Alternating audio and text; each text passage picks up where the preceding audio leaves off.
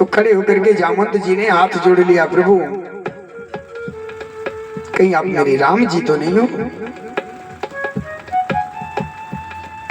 कैसे कैसे आपको ज्ञात हुआ? जामवंत जी ने कहा, जब राम जी हमारे जा रहे थे गोलोक को तो मैंने साथ जाने का आग्रह किया, तो उन्होंने कहा कि अभी पृथ्वी पर आपका बहुत कार्य बाकी है, आप रुको यहीं पर। तो हमने कहा प्रभु आपके दर्शन, तो हमारे भगवान जी ने कहा था कि हम आपको दर्शन देंगे। जामवंत जी ने पूछा आप दर्शन दोगे ठीक है, लेकिन मैं कैसे समझ पाऊंगा, कैसे हम पहचानेंगे कि आप हो?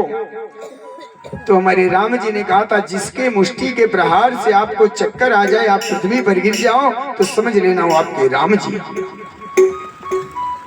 जामवंत जी के पास इतनी शक्ति थी कि वृद्धावस्था में भी उन्हें कोई पराजित नहीं कर सकता था। आज मुष्टि के प्रहार से जब उन्हें चक्कर आ गया, मूर्छा आ गई, तो उन्होंने समझ गए कि हम मेरे राम जी आ गए। अगर आप मेरे राम जी हो,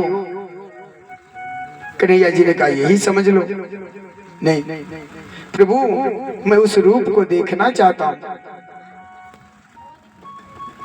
तरकस लगाए हुए, कंधे पर धनुष, हाथ में बाण, ऋषि वनवासी वेश को हमें दिखला दो,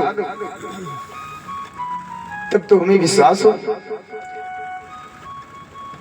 भगवान जी ने अपने भक्त की मर्यादा को बचाने के लिए, अपने भक्त की लालसा को पूरी करने के लिए कन्हैया जी ने उस राम का रूप उन्हें दिखाया।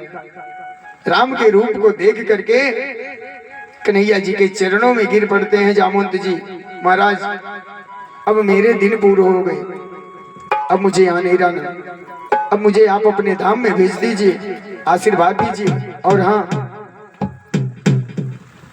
मेरी ये जो कन्या है, जामवंती का हाथ भगवान के हाथ में दे करके कहते हैं कि मेरी कन्या का आप हाथ स्वीकार करो, मेरी कन्या से आप विवाह कर लो प्रभु।